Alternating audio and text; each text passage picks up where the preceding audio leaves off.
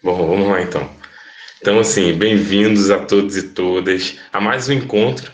Na verdade, eu havia até colocado agora no início, parece mais um grupo de estudos e pesquisa, porque semanalmente, né, a gente tem se reunido aí para discutir diversos assuntos ligados à área da educação, em particular a educação de jovens e adultos, e as várias interseções, né, que a gente consegue fazer quando a gente lida, então, com essa educação de adultos.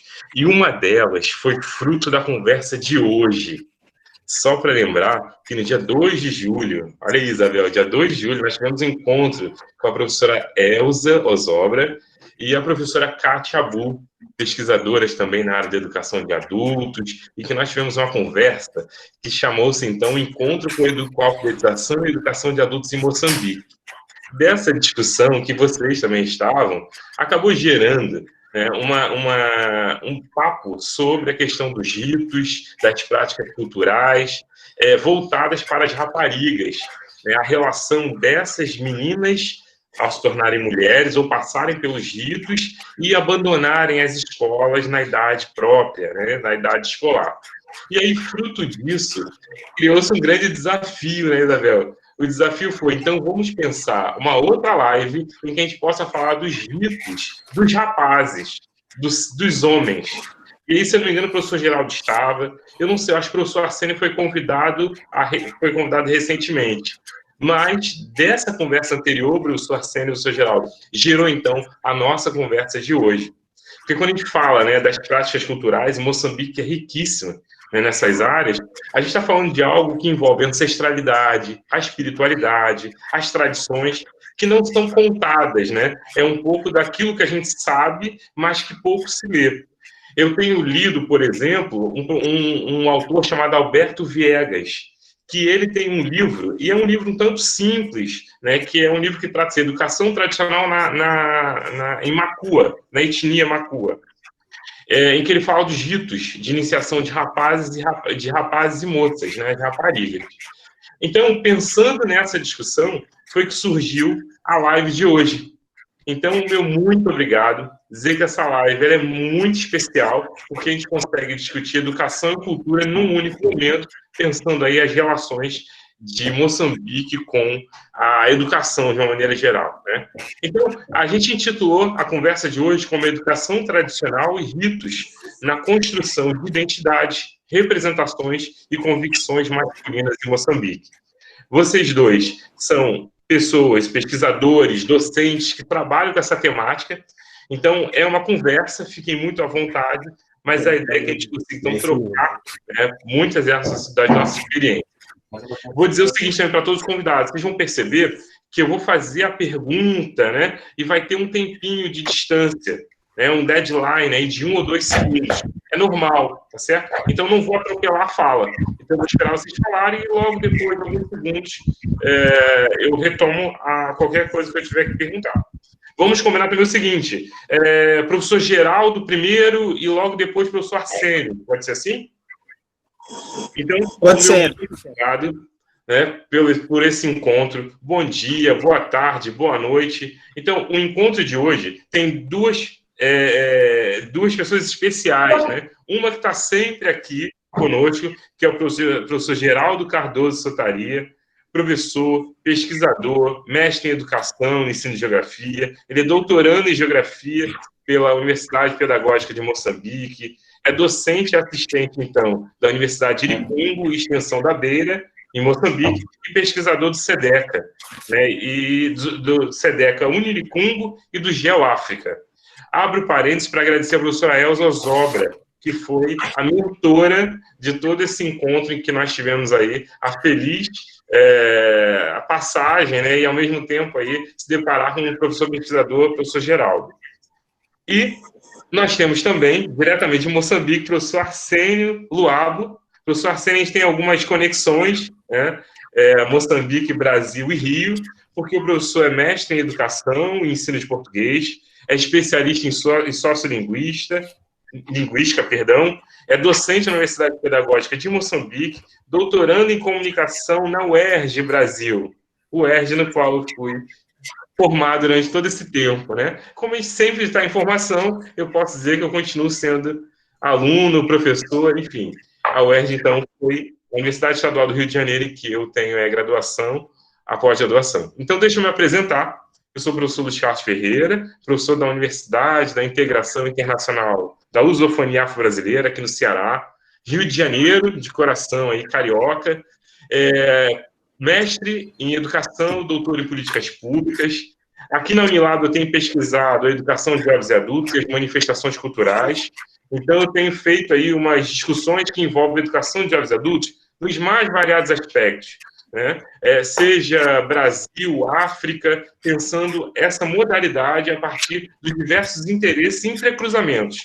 A educação de adultos, então, no sistema prisional, como nós teremos, nas comunidades indígenas, falada pelos representantes de governo, pelos representantes das secretarias, como será uma amanhã. Então, esse é o momento que eu trago aí produção de conhecimento, sabe, professor Arsênio, professor Geraldo e todos que estão aqui. Produção de conhecimento, discussão, é grupo de estudo e pesquisa. Então, meu muito obrigado por vocês tirarem o tempo de vocês, né, que é precioso. Agradecer a todos que estão aqui. Aqui eu tenho convidados amigos, eu tenho professores, eu tenho bolsistas, eu tenho estudantes, todos aqueles que, de alguma maneira, querem prestigiar esse encontro, que é tão importante. Tá certo? Então, eu paro de falar e passo a palavra para vocês, porque professor Geraldo, professor Arsênio, não dá para a gente começar a falar, sair perguntando, sem antes conhecer um pouquinho da história de vocês. Eu acho que é importante valorizar, reconhecer as pessoas que a gente consegue trazer para um momento de muito prazer e muita satisfação. Então, professor Geraldo, professor Arsênio, na ordem, professor Geraldo, professor Arsênio, nos fale um pouquinho da trajetória de vocês, sobre a vida acadêmica e profissional, que é tão rica, tão bonita, que eu apresentei tão rapidamente, que vocês têm um tempinho melhor para falar conosco. Tá bom? Muito obrigado a todos e todas. Então, professor Geraldo, com a palavra.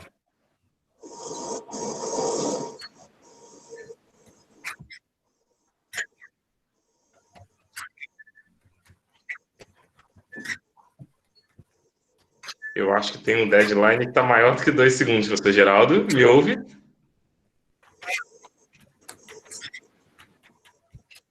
Professor Geraldo, eu acho que ele não está ouvindo. Vocês estão ouvindo?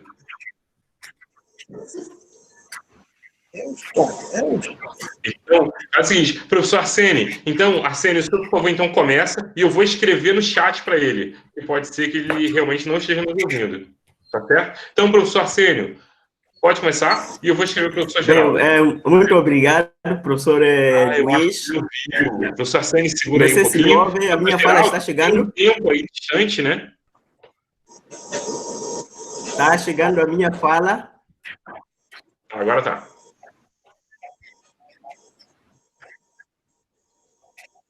Está chegando, professor Luiz? Está chegando a minha fala? Sim. Está chegando, sim. Com uma distância longa de segundos, mas está chegando, sim. Muito obrigado. Tá certo. Muito obrigado, professor Luiz, por ter me convidado para participar nesta live, não é? E, na verdade, é um grande desafio para mim, não é? É um grande desafio estar, digamos, neste grupo multicultural e, sobretudo, dar a minha modesta contribuição naquilo que é a temática proposta para o dia de hoje.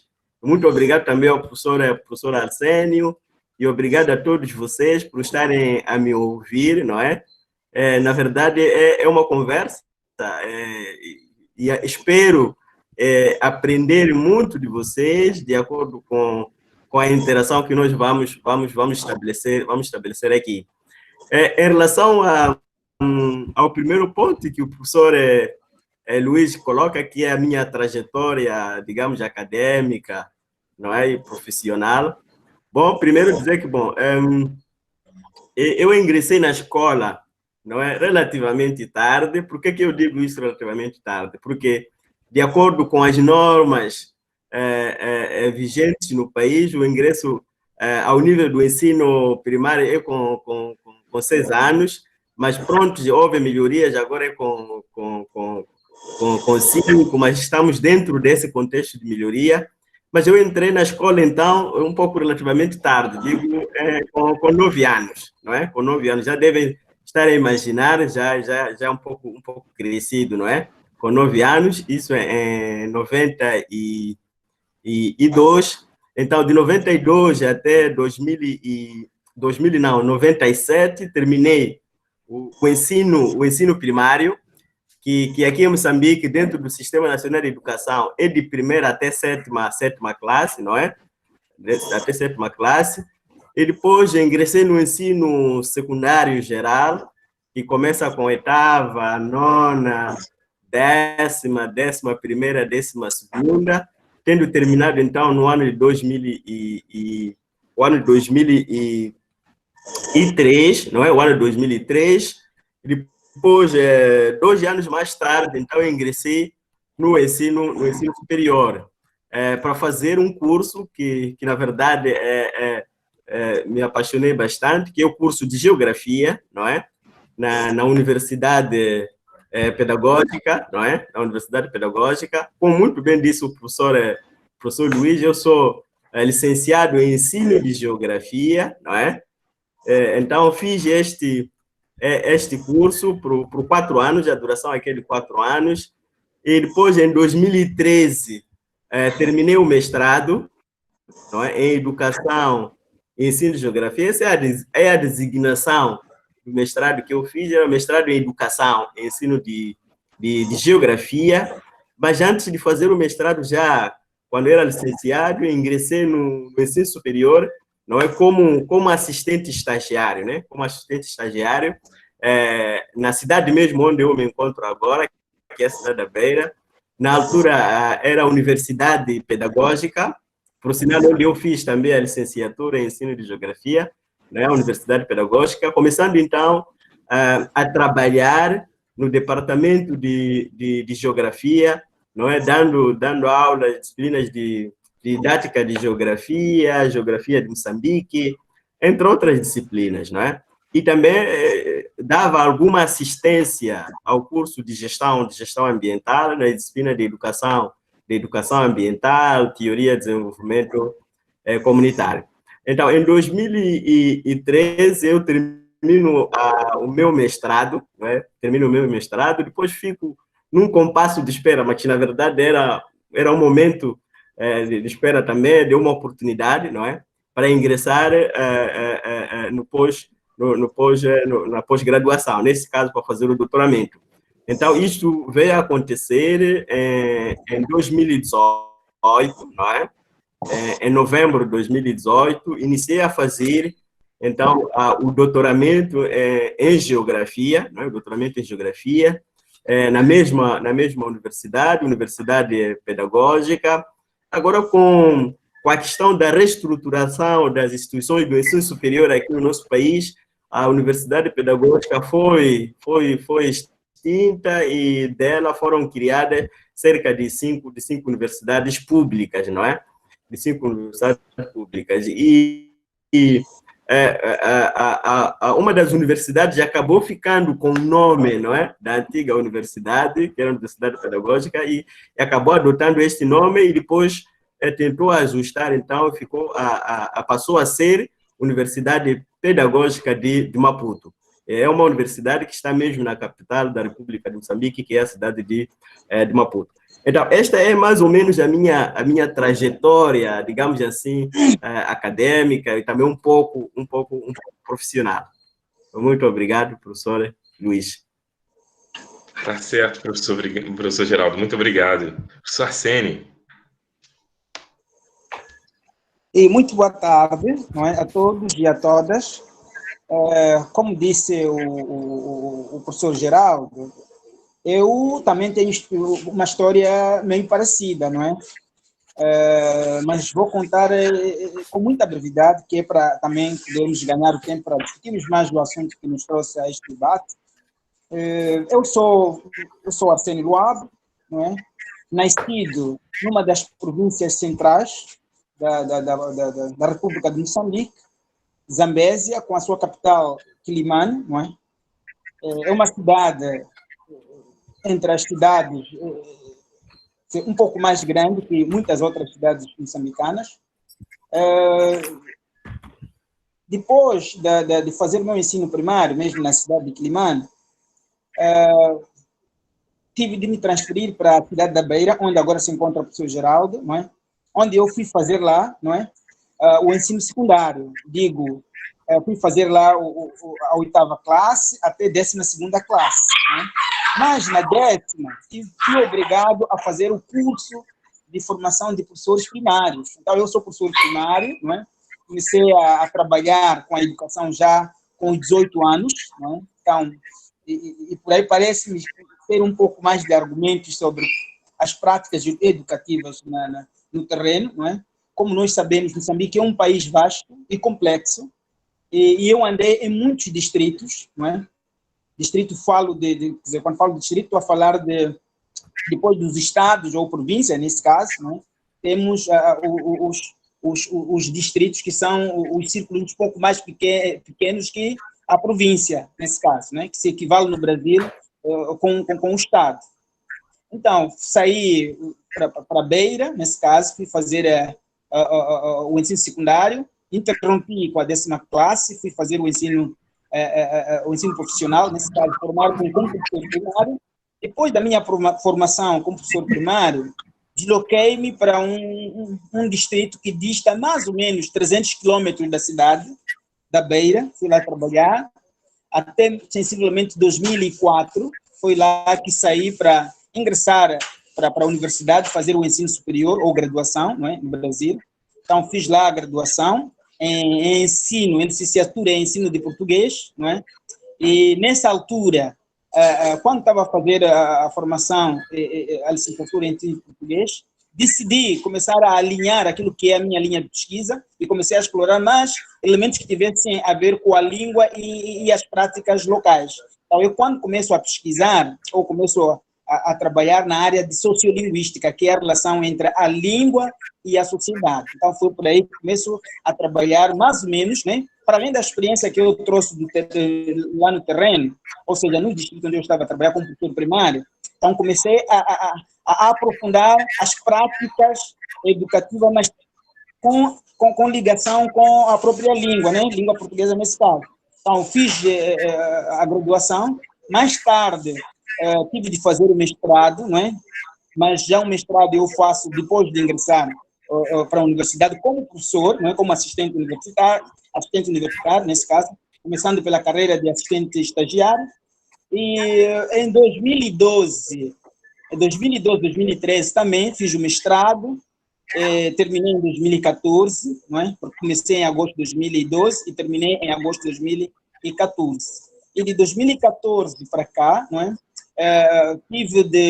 Em 2018 também ingressado no doutorado em comunicação, não é?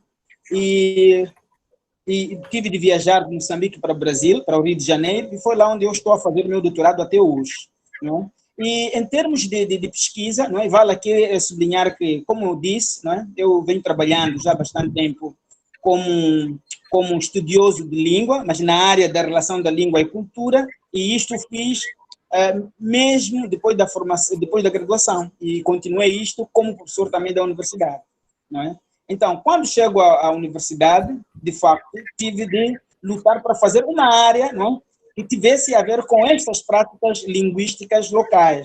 Então, fui fazer a comunicação, porque a comunicação, de facto, explora também esses elementos de identidade, elementos de cultura, elementos de estudo de aspectos locais.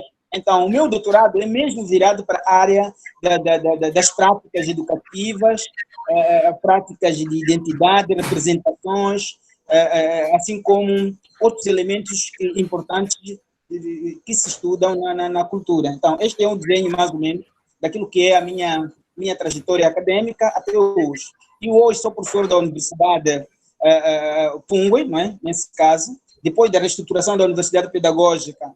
Então, nascem 5 universidades, tal como disse o professor Geraldo, e eu passei para uma das universidades que se chama de Universidade Pungue, não é? Agora sou professor da Universidade Pungue. Então, é mais ou menos esse desenho que eu podia trazer sobre a minha trajetória acadêmica. Muito obrigado, professor Luiz.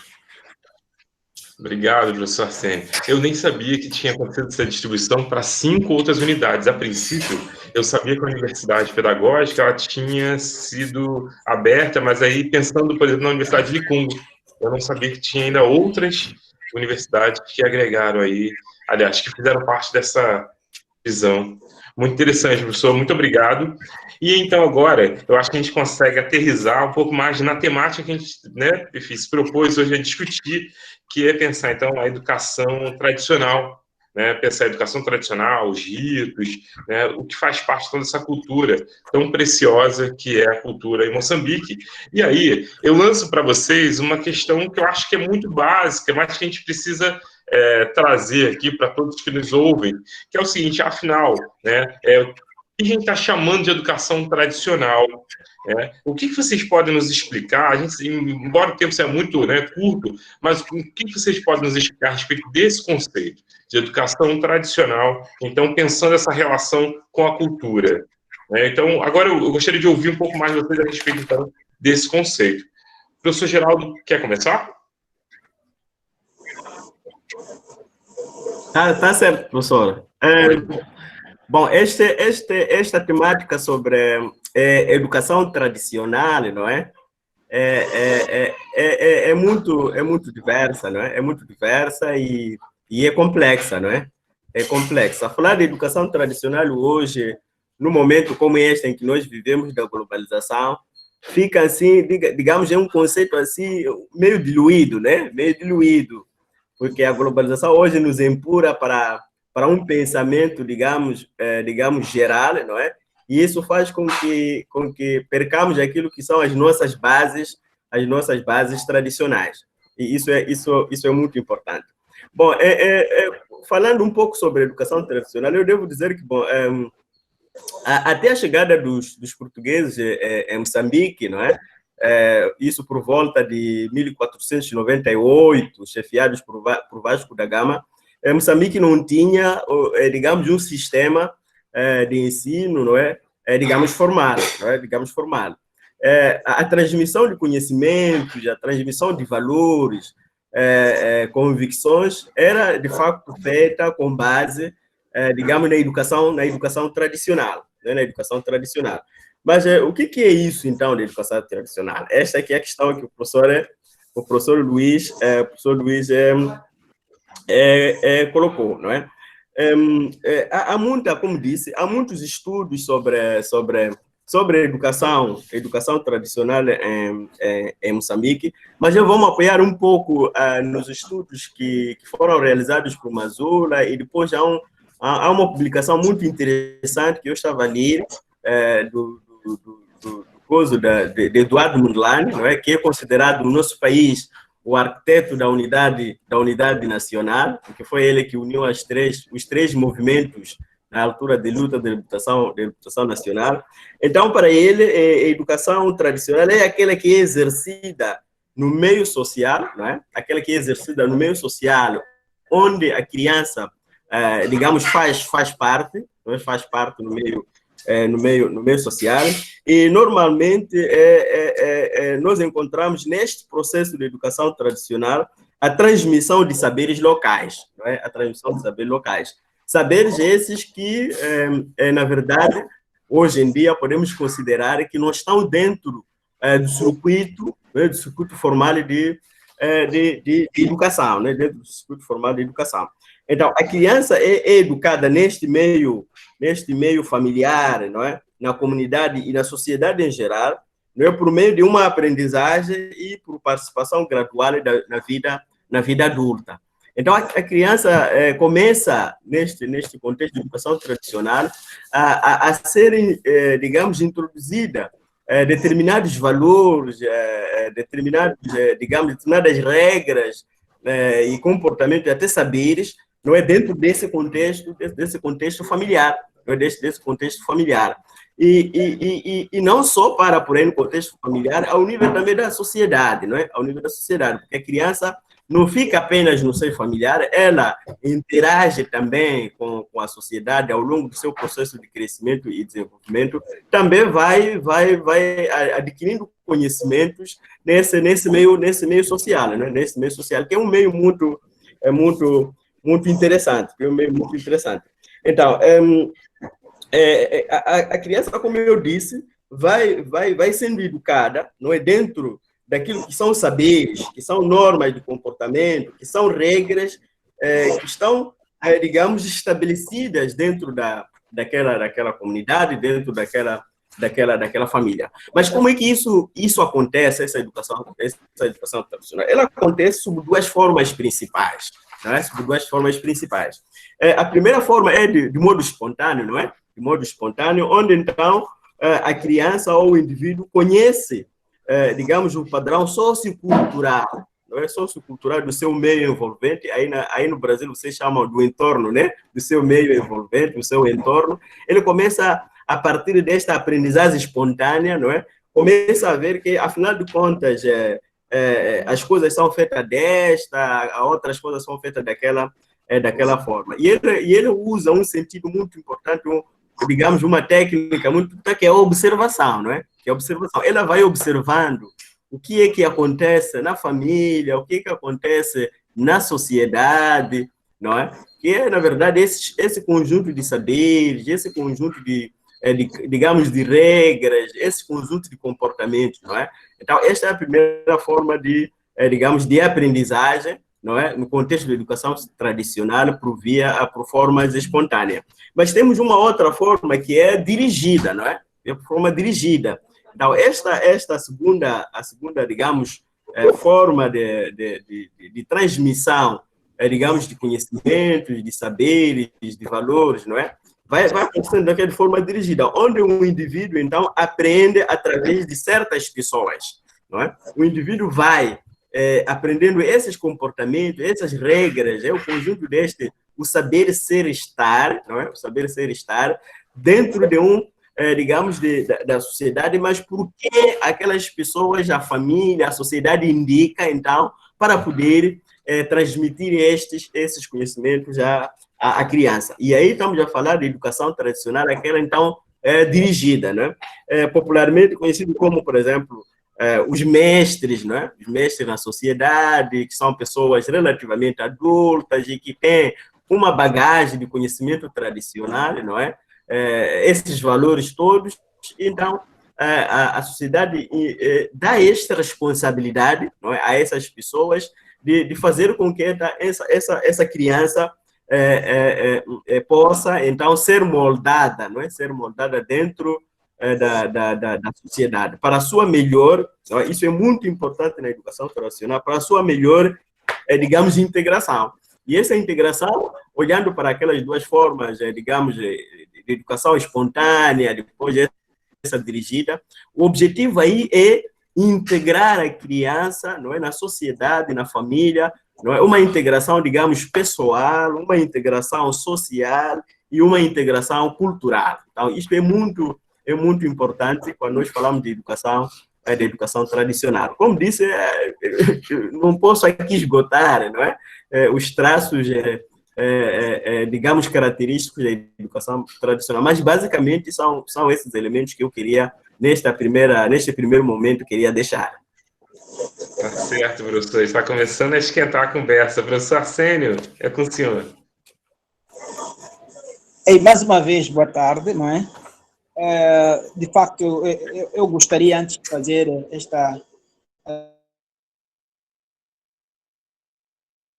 os grandes elementos, né, na abordagem daquilo que é a educação tradicional. Eu gostaria de olhar a educação tradicional primeiro sobre dois tipos de linha, não é? Há uma educação tradicional enquanto debate acadêmico, não é? Na África começa por lá, por mais ou menos na década de 30, não é? A partir de alguns revolucionários, não é? No tempo colonial, nesse caso, e também a outra linha que é tratar a educação tradicional sob o ponto de vista meramente comunitário, não é? Quer dizer, não é? A explanação que o professor Geraldo fez, não é? Estava mesmo nesta linha, nesta segunda linha que eu quero aqui me debruçar. E também gostaria aqui de sublinhar que a minha apresentação vai se referir sempre da educação tradicional, não é? Porque aqui há duas dicotomias, né? Há duas visões. não é? A visão acadêmica fala da educação tradicional olhando para os métodos que os professores usam no ensino, não é? Não é? A visão acadêmica. E nesta linha se opõe à educação moderna, à educação construtivista e por aí, e muitos outros teorizadores. Então, por isso que eu dizia que a minha apresentação, ela vai se cingir exatamente na visão da educação tradicional, do ponto de vista mais ou menos comunitário, ou seja, aquela educação que acontece na comunidade. Porque esses dois elementos, ou esses dois debates, aliás, duas linhas, se nós pudermos verificar com muita atenção, esta segunda, que é a visão acadêmica da educação tradicional, né? Olhando para os métodos e modelos de ensino na sala de aulas, né?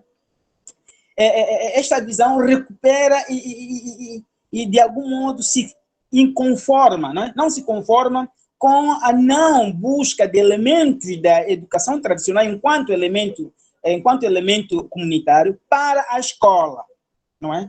Então, esse debate começa mais ou menos por aí na década de 30, não é? E por aí, quando alguns estudiosos, ou alguns também dirigentes, os chamados revolucionários, que pegaram o panafricanismo, assim como a negritude, como ferramentas para a libertação nacional, né? Também exigiam, dentro das suas reclamações, a integração dos saberes locais na escola. Por isso, mais lá ao fundo, eu vou trazer, de fato, alguns elementos que mostram esse diálogo entre a escola, não é? Quer dizer, a escola e a educação tradicional enquanto elemento cultural ou enquanto elemento de transmissão de saberes comunitário de uma geração para outra. Então, esses são elementos que eu queria aqui sublinhar. Então, agora, vou olhar para a educação tradicional, mas nessa perspectiva, na perspectiva comunitária. Então, na perspectiva comunitária, falar de educação tradicional significa, não é? Munir a criança, o iniciado, não é? De instrumentos sociais e culturais que possam possibilitar esta criança ter uma melhor integração na sociedade e no meio envolvente em que essa criança está. Então, esta educação não é ministrada pela escola. Esta educação é ministrada por duas grandes agências, né? A primeira agência é a família, que corporiza a etnia, o clã e companhia por ali, mas também tem outra agência que é a religião. O africano, por natureza, é religioso, não é? Tem convicções, assim como tem aquilo que é a sua personalidade, não é? De crença aos seus antepassados. E é nesta linha de crença antepassada que se buscam alguns saberes, não é? Alguns saberes comunitários que se podem dar ou munir a criança para melhor integrar-se na sociedade. Então, aqui também há elementos sociológicos que podem ser explorados, não é? Porque se a criança é munida de elementos e mais tarde ela, quer dizer, induzida para melhor integração na comunidade, então esta forma de se integrar pode caber à sociologia fazer um estudo minucioso sobre como é que isso se processa, não é? Como é que acontece esse diálogo. Então, um outro elemento que eu acho que aqui é importante, que também gostaria de sublinhar aquilo que o professor Geraldo disse, são os objetivos da educação, a educação tradicional, não é? Africana, principalmente, que é exatamente uma educação virada à continuidade. Quer dizer, as crianças recebem informação para a continuidade, quer dizer, elas devem continuar com esta informação para que também amanhã possam dar às outras crianças, não é? Possam preparar as outras crianças para se integrarem neste mundo. E também, eu acho que seria um pouco incoerente eu não estabelecer aqui grandes pontes, não é? Entre a visão europeia da educação tradicional e a visão africana, não é? Porque isto acaba mexendo também com uma grande questão que até vocês ali no Brasil discutem quando os índios, por exemplo, nasce uma criança deficiente, antes matavam por ali, porque viam como uma criança não pura, não é? Não é? Mas isso tudo é na vista, por exemplo, de uma visão mais ocidental. Então, eu queria trazer esse exemplo para olharmos para também, não é? Esses dois olhares entre a educação tradicional na visão eurocentrista, mas também na visão africana. Porque na visão eurocentrista nós olhamos para sociedades já estratificadas, com várias classes sociais. E essas classes sociais representam um determinado poder e por aí fora. Né? Mas na comunidade africana, a própria educação tradicional acontece para uma sociedade não estratificada, né? Mais ou menos horizontal. Enquanto que a visão eurocentrista olha para a visão mais ou menos vertical, aqui nós olhamos na visão horizontal. E aí nascem aqueles dois elementos, não é? O adulto para a Europa não é um adulto para a África. Nesses ciclos onde acontece os ritos, por exemplo, de iniciação ou a educação tradicional. Não é? Como podemos ver, e eu gostaria aqui de trazer essa fasquia, porque as crianças são submetidas, como dizia o professor Geraldo, numa educação mais ou menos oficial, mas no âmbito comunitário, não é? Não é? Entre 8 a 20 anos, porque há estudos que mostram mais ou menos isto, né? 8 a 20 anos. Então, elas são submetidas em grupo, num determinado espaço, em que elas recebem, de forma objetiva, alguns conceitos que essas crianças vão nutrir e vão ajudar a sua integração na sociedade. Então, eu acho que, mais além, não é, na minha próxima intervenção, vou trazer isto com mais substância e um pouco de profundidade, como é que se processam e como é que esses elementos dialogam, não é? Para, no final, nós conseguirmos discutir dois homens, não é? Nesta globalidade que o professor Geraldo disse. Então, muito obrigado, professor Luiz. Esta minha primeira intervenção termina aqui e aguardo a próxima. Obrigado. Perfeito, eu que agradeço, porque com isso a gente coloca todo mundo numa mesma linha, né, numa mesma página. Exatamente, professor Geraldo, professor Arsênio, é o que a gente está discutindo aqui, né? A gente está discutindo a educação tradicional enquanto um elemento, então, dessa cultura e, ao mesmo tempo, ligado à educação comunitária.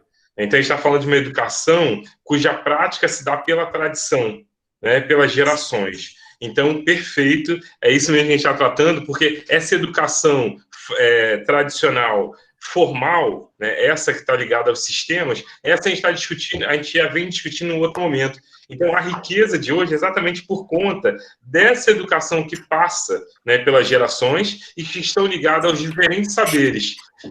Diferentes saberes esses que muitas das vezes nem entram na escola. Então, perfeito. E agora, para começar a apimentar, né, a nossa conversa, a gente fala, então, desses diferentes saberes, né, ligados, então, aos mais velhos, né, passados aos mais novos. O Alberto Viegas diz que cada povo tem sua cultura e modo próprio de educar os seus membros. Estamos todos de acordo com isso.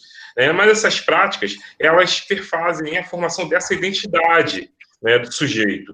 Nesse caso, como a gente está direcionando a identidade masculina, porque nós já discutimos num outro momento a identidade das meninas, das mulheres, agora é meio que descortinar, né, parte do que a gente pode conversar a respeito dessas manifestações dos ritos tradicionais, né, tradicionais religiosos, nos quais os meninos passam. Então, a ideia é que vocês possam, então, nos falar um pouco mais sobre esses ritos que acontecem nesse processo de construção da identidade masculina. Vamos conversar sobre isso, então? Então, entre as mulheres, nós falávamos do casamento precoce, falamos dos ritos de iniciação da rapariga, né, para o ser mulher, falamos da prática do lobolo mais à frente, né, quando ela já é adulta. Mas, afinal, quais são os ritos, que práticas culturais passam pelos homens? Né? Então, é isso. Eu não vou adiantar algumas delas, mas eu gostaria de ouvir vocês a partir, então, dessa educação comunitária, principalmente. Obrigado, então, professor Geraldo, com a palavra.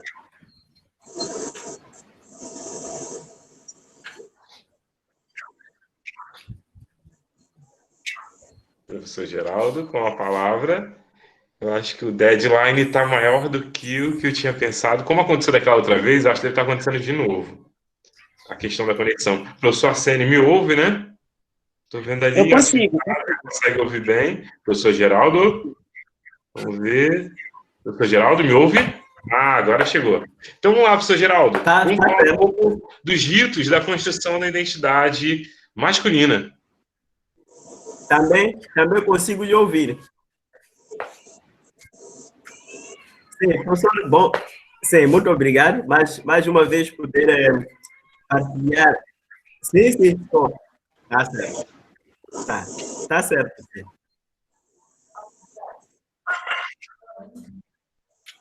Tá certo, professora.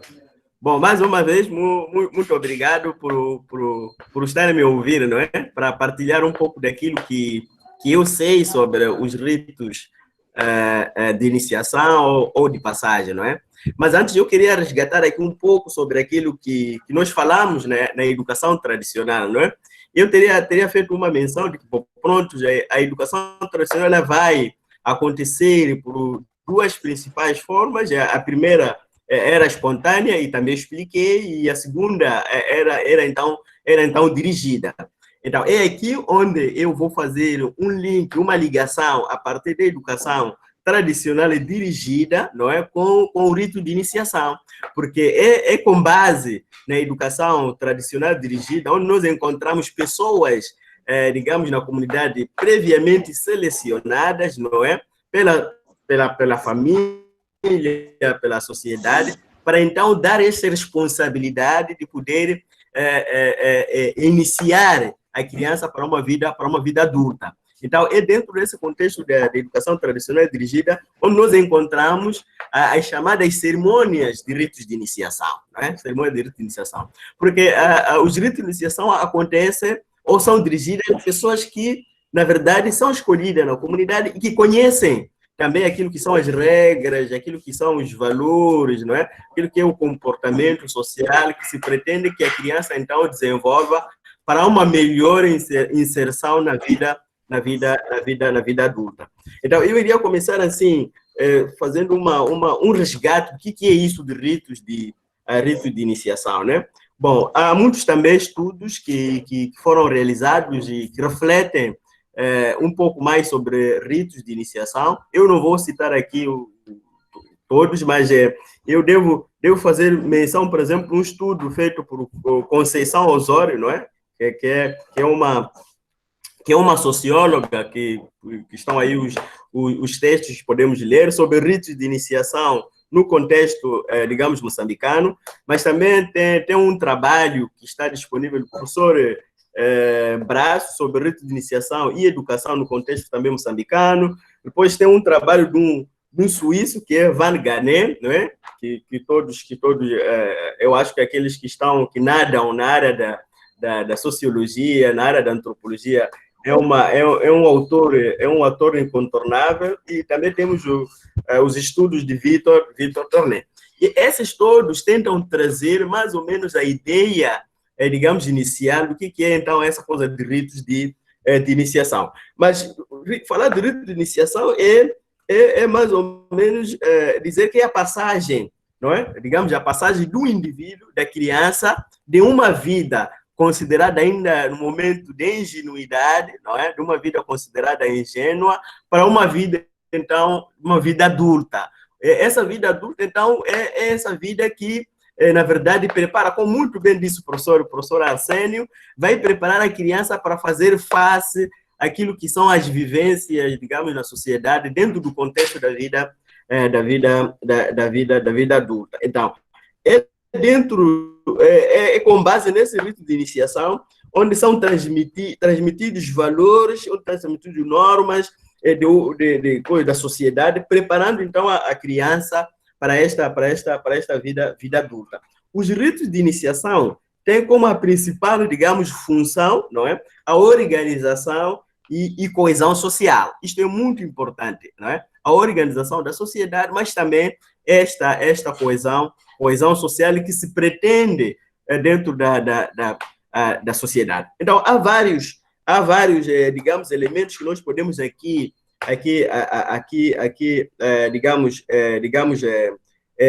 trazer, não é? Vários elementos que nós podemos aqui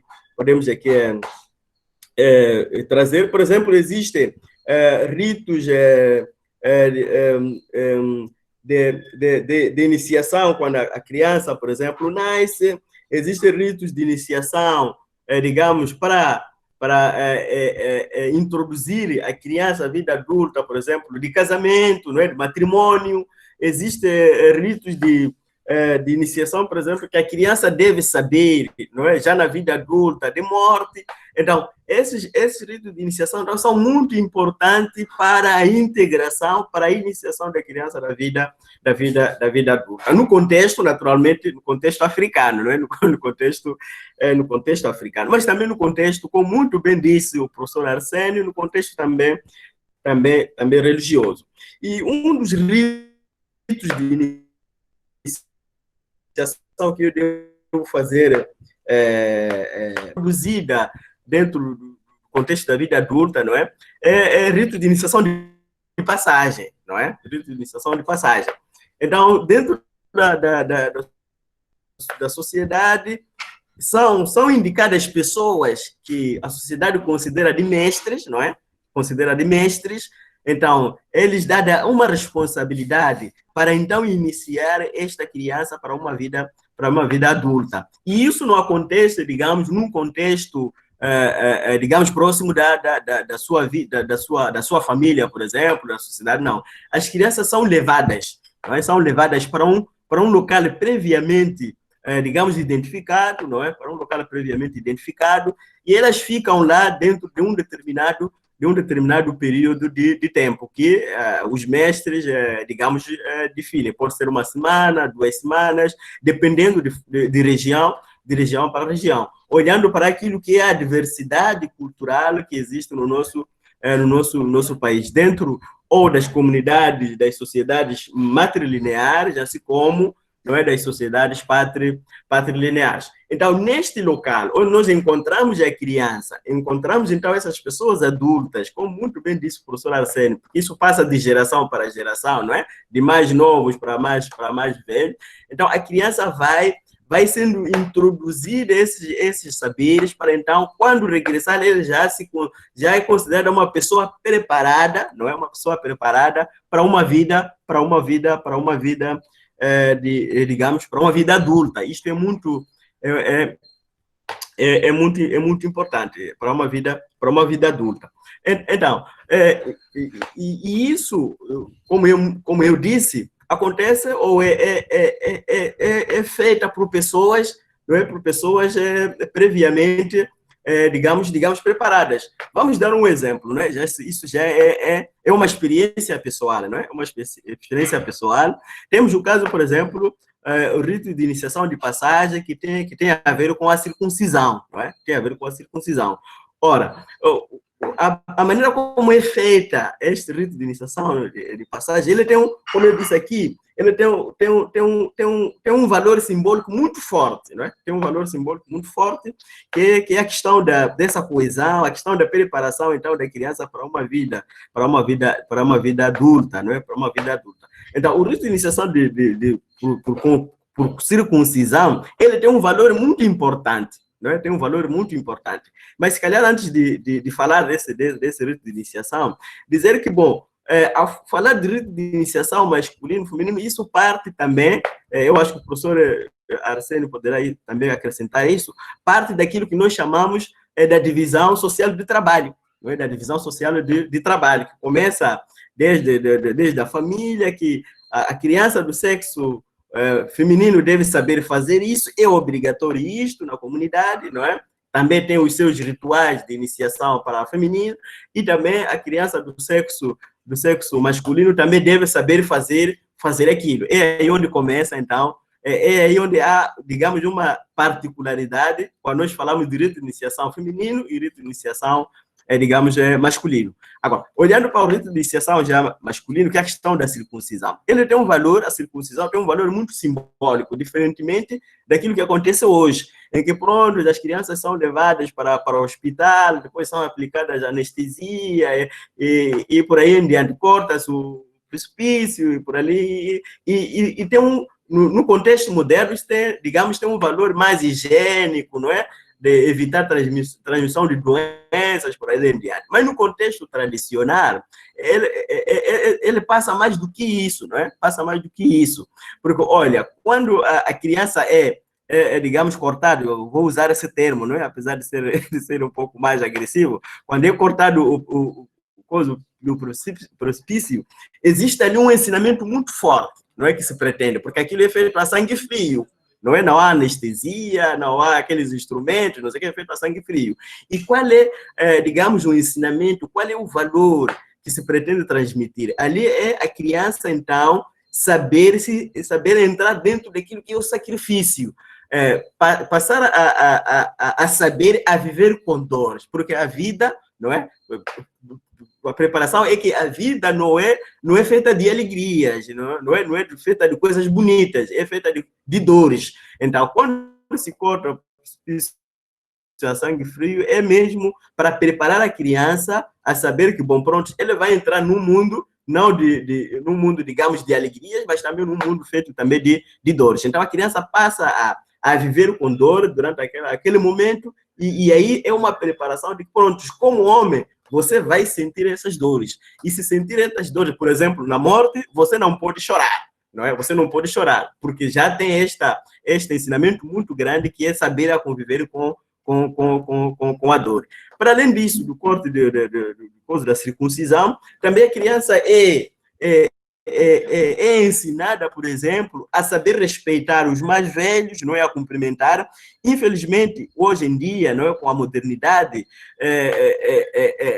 o adulto tem que começar a cumprimentar a criança. Mas dentro dos ritos de iniciação, um dos ensinamentos que se transmite como valor é que a criança tem que ser a primeira pessoa a cumprimentar, não é, as pessoas mais velhas. Isso passa por esse processo. Então, os valores de respeito, não é? O valor de que, pronto, você está a vir, por exemplo, quer cruzar o caminho com a pessoa mais velha, você não pode ainda continuar pelo caminho, tem que se afastar, entrar numa espécie, entrar um pouco na margem do caminho, deixar o mais velho então poder passar. E isso tem a ver com a questão, com um valor muito importante, que é a questão do respeito, né? Do respeito aos mais velhos. Então, há muitos exemplos que eu poderia trazer, mas não quero monopolizar este debate e vou deixar a fala, então, com o professor Assênio. E muito obrigado. Tá certo, professor. Olha, esse autor que eu havia colocado, né, Alberto Viegas, ele vai também detalhar exatamente o que o senhor colocou, né, essa prática da circuncisão, né, ela então com uma questão que passa pela tradição, né, a preparação desse menino para essa masculinidade, né, que o aguarda enquanto pai, enquanto homem. Então é muito interessante, sim, né? Embora a gente saiba também que ela é pouco tratada, né? Então, quando se fala da preparação dos ritos, por exemplo, da circuncisão, né, a questão da rapa do cabelo, da presença do curandeiro, chefe, que é o médico, né, tudo isso é algo assim que a gente quer muito discutir, porque isso chega até a escola, né? Isso forma valores. Ele vai dizer, inclusive, que sem passar por esse processo nunca se é homem. Então, a construção da masculinidade, ela está totalmente ligada a essas relações que se tem, né, com a família, com a religião. Então, eu quero ouvir um pouquinho do professor Arsênio para a gente continuar a nossa conversa. E quem tiver perguntas, coloque aqui para a gente tentar dirimir aí o melhor possível para que a gente consiga dialogar, tá bom? Professor Arsênio, fica à vontade. Então, muito boa tarde mais uma vez aqui e bom dia aí no Brasil. Eu acho que naquela linha que eu vinha conduzindo a minha apresentação, vou continuar na mesma, né? Porque eu acho que a educação tradicional, não é? Tem como um subsistema na visão comunitária, como eu disse, os ritos de iniciação. Quer dizer, que os ritos de iniciação são parte da educação tradicional, né? E é na educação tradicional onde se constrói a noção de mulher e do homem, não é? É a partir da educação tradicional, não é? Agora, nos ritos, nós encontramos Encontramos a delegação dessa masculinidade, a delegação desta ser mulher, não é? Então, e queria concordar muito bem com o professor Geraldo, que acabou aí de dizer que, de facto, falar de ritos de iniciação significa uma manifestação, é uma festa, são cerimônias que acontecem porque há uma criança que está a sair da fase a fase infantil para a fase adulta. e me lembro muito bem quando eu disse que na África, o adulto, por causa daquela visão que eu apresentei, de sociedade estratificada e sociedade não estratificada, então aí a visão do adulto diferencia-se, né? O adulto na África é aquele que tem um papel social, né? Tem suas responsabilidades sociais, não é? E se calhar na visão europeia, o adulto não seja este. O adulto tem outros elementos, né? Então aí discute-se a questão de cidadão e companhia por aí, não é? Porque exerce este e aquele poder. Mas na sociedade não estratificada, então o adulto é aquele que tem um papel social responsável. E essa responsabilidade, a criança recebe neste ato dos ritos de iniciação. Não é? Então, é aí. Então, outro elemento que eu gostaria de sublinhar aqui antes de fazer mais desenvolvimento são os conceitos de sociedades matrilineares e sociedades patrilineares. Não é? E aqui o jogo muda um pouco, porque o masculino, um homem, não é? Na sociedade matrilinear, ele perde um pouco de força, embora seja homem, mas se estiver numa sociedade matrilinear em que a mulher é que tem voz, é que tem mais força, que tem mais poder, não é? Mesmo o poder econômico, esse poder econômico na sociedade matrilinear passa para a mulher, não é? Ou seja, quem tira, se calhar, o valor para comprar os mantimentos, normalmente na sociedade matrilinear é a mulher, não é o homem. Na sociedade patrilinear, então, aí a exaltação do homem. Então, o homem, nesse caso, o masculino, detém esses todos os poderes, que na sociedade matrilinear quem tem é a mulher. Não é? Então, esses são elementos que também gostaria de balizar aqui para melhor compreensão daquilo que será a minha discussão acima. Então, também outro elemento que eu gostaria aqui de sublinhar, para falarmos das representações principalmente, não é? Porque o professor Geraldo esgotou praticamente os elementos daquilo que são exemplos muito vivos e ilustrativos daquilo que é o rito masculino, eu gostaria de dizer o seguinte, que para perceber, porque para além da minha experiência, eu tive de ouvir outras experiências também. Porque em Moçambique, em cada região, há práticas diferentes dos ritos de iniciação. Então, para eu conseguir conciliar esses todos os elementos, conseguir ter uma síntese do que é que de facto acontece, quais são os traços comuns, eu tive de ouvir outras pessoas para além da minha experiência. Então, para saber o que é que faz do homem masculino, não é? Eu tive de ouvir as mulheres, não é? Por exemplo. Porque quem cria, quem consolida essa representação do homem, do masculino, é a mulher para com o homem. E ela melhor falará ou fala sobre aquilo que vem no homem. E para ouvir sobre mulheres, qual é a representação do homem em relação à mulher, então eu tive de ouvir homens, né? Então eu tive de inverter um pouco para perceber mais ou menos. Porque a mulher, no ritos de iniciação, ela é preparada, não é? E é dita sobre o que é um homem, como é que pode cuidar o homem, e por aí fora. E isso acontece também com o homem, não é? No rito de iniciação. Então, o elemento que eu gostaria aqui de dizer, daquilo que foram as percepções das pessoas com as quais eu conversei, é o seguinte, não é? É que nas sociedades existem os mestres, e esses mestres são os que detêm o conhecimento, não é? já comprovado, não aprovado, mas comprovado, para que transmitam essa informação aos homens e às mulheres. Não é?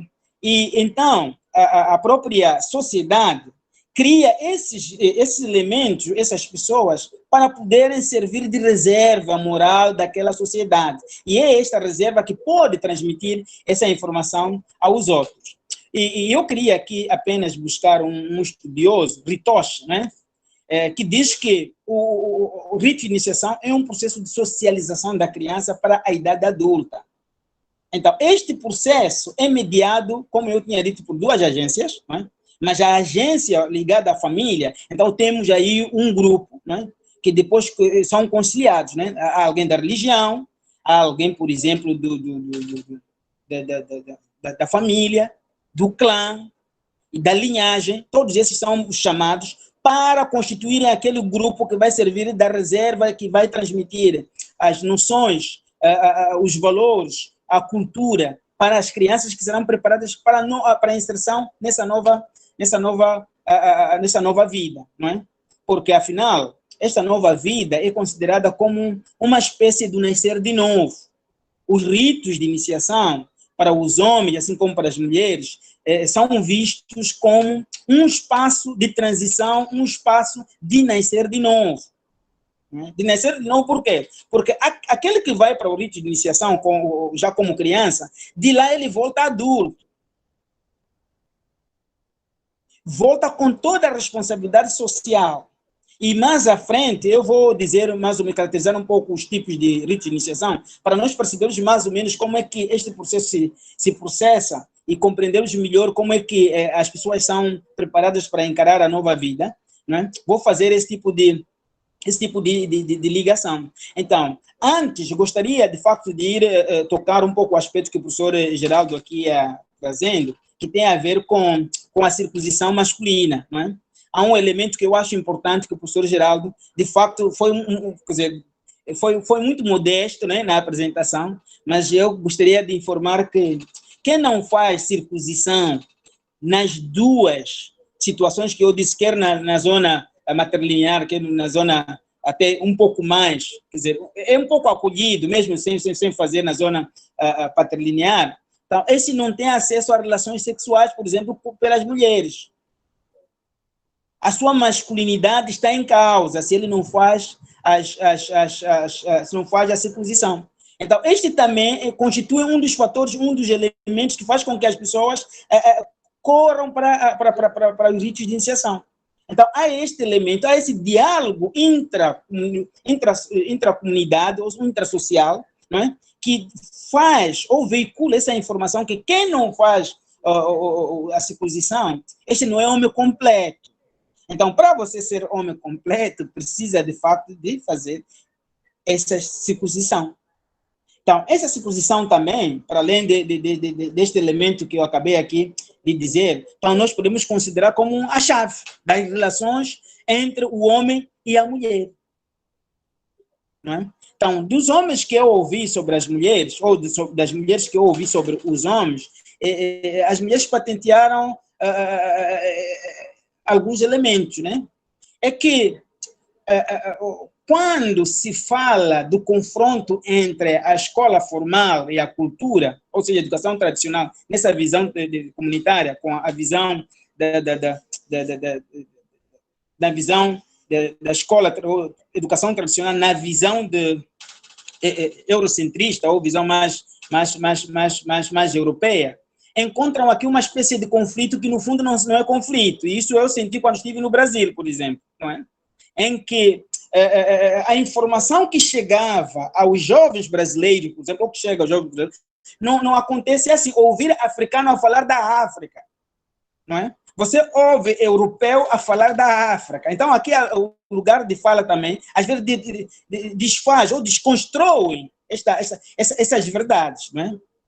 Então, quando você ouve um africano a falar da sua cultura, este vai dizer tudo quanto existe, não é? Mas quando você ouve um europeu a falar da África, o que ele faz? Ele vai olhar a cultura do africano com lentes europeias. Por isso existem movimentos que nós temos vividos que até lutam para acabar com os ritos de iniciação.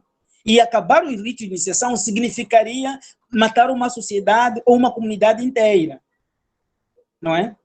Então, eu acho que a forma como agora estamos, desculpe-me abrir esse parênteses para fazer esse comentário, esta forma de buscar informação, eu acho que é legítima e uma forma muito coerente de discutir sobre ritos africanos com africanos. Não é? Eu vi uma discussão de ritos de africanos com europeus. Isso que para mim, eu depois vou aqui desenvolver quais são as consequências disso, não é?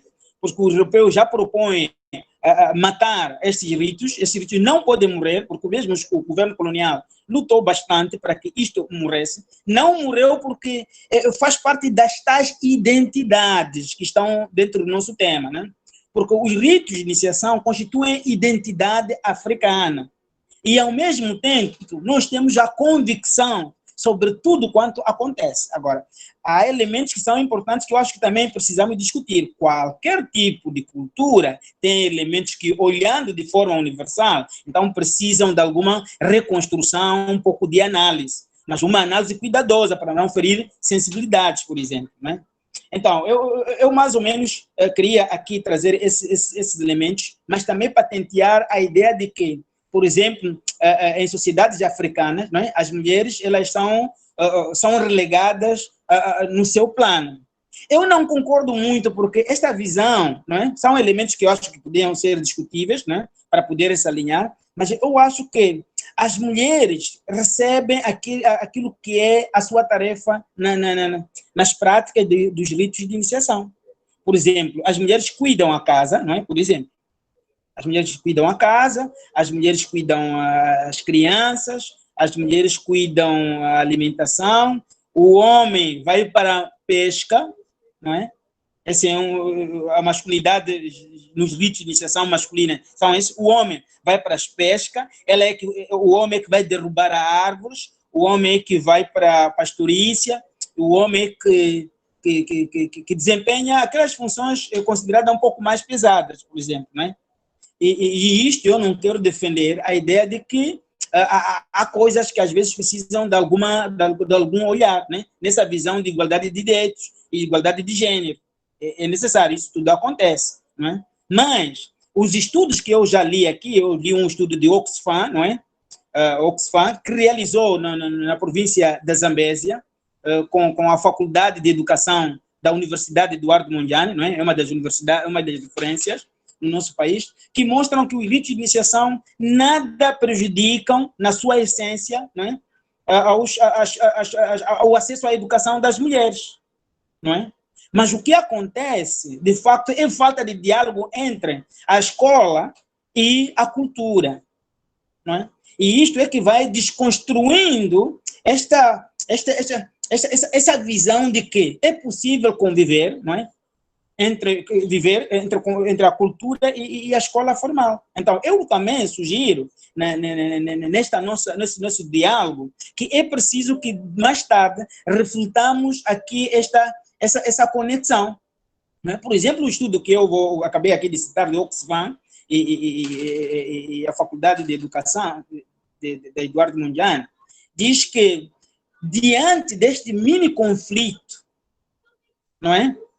Entre a educação tradicional e a educação formal, nesse caso a educação escolar, não é? O Ministério da Educação adotou alguns mecanismos, porque eu, como professor e como acadêmico, eu defendo que a escola é que deve se submeter à educação tradicional, não a educação tradicional submeter-se à escola, não é? Não sei se deixei aqui claro. Por quê? Porque a educação formal aparece já depois da Revolução Industrial, não é? Mas a educação tradicional veio acompanhando a evolução deste homem africano desde até hoje. Então, eu, na minha opinião, julgo que as guerras que existem, os conflitos que existem entre essas duas formas de educação, ou subsistemas, ou sistemas de educação, melhor aqui dizer, que é a educação formal e a educação tradicional, nesta visão comunitária, provém de falta de diálogo entre entre a escola e a própria cultura. E a professora Elsa Osobra se propõe a estudar esse fenômeno, né? Porque existem os defensores que dizem, de facto, os ritos de iniciação, eles existem e vão existir para sempre, né? E queremos cortar, porque a Unicef é um dos organismos que defende o extermínio, né, de rito de iniciação, né? Porque para a Unicef, esses ritos desfavorecem a mulher, né? Mas eu, para além de colocar o assunto assim, eu era da opinião que se colocasse, né, a ideia de diálogo, né? Então, esse rito de iniciação, só para o nosso tema, esse rito de iniciação, ou o ensinamento dessas práticas para que a criança se integre na comunidade, essa transmissão é feita por provérbios, por exemplo, que é a riqueza da literatura oral, por exemplo, Então, nesses vídeos, aproveitam-se muito bem a literatura oral. Usa-se adágios, usam-se canções, usam-se danças, né? Como instrumentos didáticos para transmitir estes ensinamentos que garantem a inserção da criança. Para além do simbolismo que o professor Geraldo aqui acabou de sublinhar, que é a visão simbólica da circuncisão, que é feito a sangue frio, não é? Com esses elementos todos que ele acabou de mencionar, que é preciso perceber que você vai para uma vida, não de tudo nas mãos beijadas, mas sim uma vida que precisa, de fato, de sacrifício. Então, também tem este lado lúdico do direito de iniciação. Esse lado é mediado pela literatura oral. Falo isso da dança, da música e companhia, por aí. Então, muito obrigado. Eu prefiro parar por aqui e a próxima vou trazer mais elementos que acho que possam contribuir para o nosso debate. Perfeito, professor. Na verdade, o senhor já começou a dar os passos para que a gente já vai entrar, que é a questão da formação escolar. Antes disso, eu acho que é importantíssimo, sim, e as falas de vocês vêm só a corroborar quando a gente fala dessa questão da educação tradicional, pensando, então, nessas práticas que ocorrem, é algo muito complexo, né? Como vocês colocaram, é preciso, né, de alguma forma, situar um pouco de que lugar nós estamos falando, porque realmente quando a gente pensa, né, nesses rituais, da forma como eles são tratados sendo de fora, ou seja, pela visão eurocêntrica, né, ela pode ser vista de forma agressiva, que tenha a falta dos cuidados sanitários, enfim, né, tudo isso que o olhar de fora não nos permite compreender o que ocorre de cultural, de ancestral, de religioso, e que fundamenta todo esse conteúdo. Então, é exatamente como vocês estão colocando, que é algo que a gente nos permite refletir. Né? Na verdade, a gente está falando de construções culturais, sim, que passam pela questão de gênero. Então, é algo que não dá para a gente definir o que é certo ou errado, se é isso ou aquilo. Né? É uma reflexão tamanha e profunda. Porque, a princípio, a gente pode achar, por exemplo, o professor Arsênio, que está aqui no Brasil, o professor Geraldo, que seja uma visão simplista nossa de querer compreender de uma forma, de um lugar de fala, né? E, ao mesmo tempo, o lugar só da curiosidade, quando a gente percebe que há algo muito mais. Né? Aqui no Brasil, por exemplo, nós temos até um colega, a professora Rosângela também conhece, o professor Lincoln, tem estudado as epistemologias de terreiros. Quer dizer, os saberes que acontecem nos terreiros de candomblé ligados às religiões de matriz africana. Né? Ou seja, existe um conhecimento que passa no interior dessas relações religiosas que chegam até as salas de aula, que estão na formação escolar. Fazendo uma analogia, a gente sabe, né, que conhecimentos existem, saberes existem, né, profundos, que tratam, então, da formação da identidade dessa pessoa, né, desse sujeito homem, desse sujeito mulher, que, de alguma forma, se refletem na sala de aula, revelam-se nos comportamentos, nas atitudes, nas falas, e aí eu entro no que eu gostaria, então, de discutir agora, num último bloco, digamos assim, porque tem algumas perguntas aí que eu acho que vale a pena para o debate, que é, então, discutir com vocês, né, ou ouvir um pouco mais de vocês, a relação desses saberes com a formação escolar desses jovens. Né? Quer dizer, o quanto, como, em que medida isso aparece, ou se revela entre os meninos, ou isso se revela na formação desse sujeito, homem, cidadão, pai de família, etc. Vamos lá? Então, professor Geraldo, fique à vontade. Eu quero agradecer demais, eu estou achando assim, uma aula riquíssima, né, que a gente precisa aprofundar mais ainda, mas o passo maravilhoso que a gente dá aqui para discutir com vocês, que tem tanto conhecimento aí nessas áreas. Tá bom? Eu agradeço demais, inclusive, o grupo de pesquisa e de estudos que está aqui, né? Enfim, aqueles que estão interessados nessa discussão que é tão rica. Não vou falar muito, porque o que interessa é ouvi-los. Vamos lá, então, professor Geraldo. Tá certo, professora. Muito obrigado mais uma vez, não é? Por entrarmos nessa terceiro momento da nossa conversa. Mas eu antes queria fazer um comentário assim muito rápido em relação ao ponto, a questão da identidade. Bom, o homem só pode se sentir, não é? Isso é muito fundamental, só pode se sentir o homem quando tiver passado por essa parte do rito de iniciação. Isto é muito importante, é a questão da identidade. Então, ele se sente um homem de facto quando tiver passado estes ritos de iniciação. Porque, repare, mesmo colocando, por exemplo, os meninos, vamos lá, num contexto em que temos crianças que não passaram por rito de iniciação e aquelas que passaram por rito de iniciação, a separação é muito visível, não é? É muito visível. Por exemplo, vamos lá, se uma das coisas que é muito comum, por exemplo, no momento de banho, já não se pode, não é? O homem que passou por rito de iniciação já não pode tomar banho, não é? Por aquela pessoa, por aquela criança que ainda não passou por rito de iniciação. E aí está a questão fundamental de identidade, não é? Que identidade. Por quê? Porque já a partir do momento em que você passa por rito de iniciação, você já é uma pessoa adulta, já está autorizada, por outras palavras, já está autorizada para, por exemplo, participar nas cerimônias, digamos, fúnebres, por exemplo, você está em condições para participar nas cerimônias fúnebres, por exemplo, aproximar o defunto, por exemplo, aproximar e também dar banho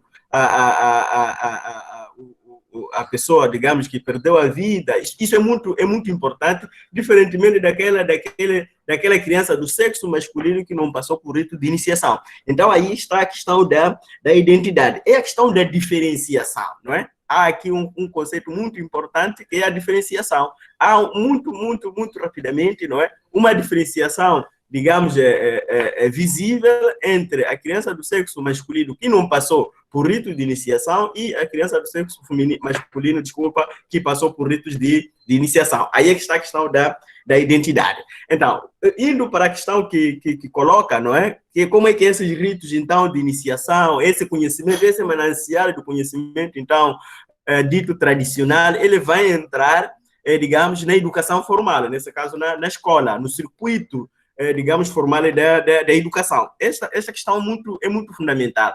E nós cá em Moçambique começou, digamos, eu considero isto, não é? Iniciou um processo, digamos, muito interessante, não é? De diálogo, digamos, de pesquisa até no campo dos saberes locais. Então, o objetivo qual é? É sistematizar esses saberes locais, esses conhecimentos locais considerados relevantes na comunidade e então passar a integrar dentro daquilo que é o circuito formal de educação, o circuito formal de ensino.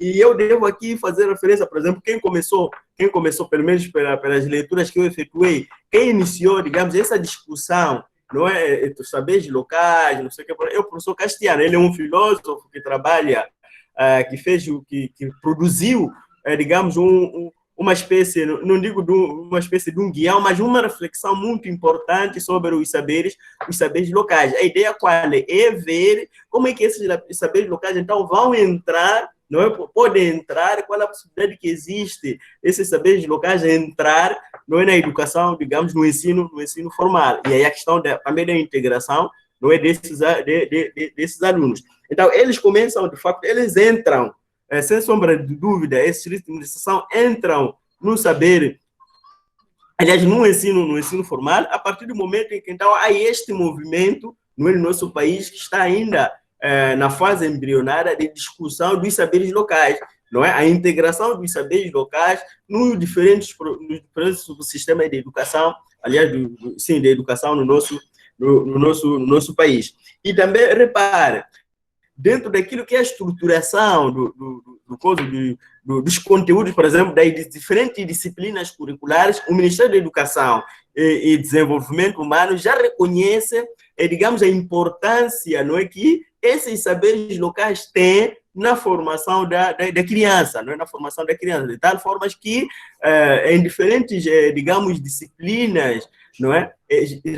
Reserva-se 20%, não é? 20% do fundo disponível para aquela disciplina, para então o professor, não é, poder abordar aspectos ligados já ao currículo local. Isso é muito fundamental. E sabemos nós que, bom, pronto, já a formação no nosso país é diversificada.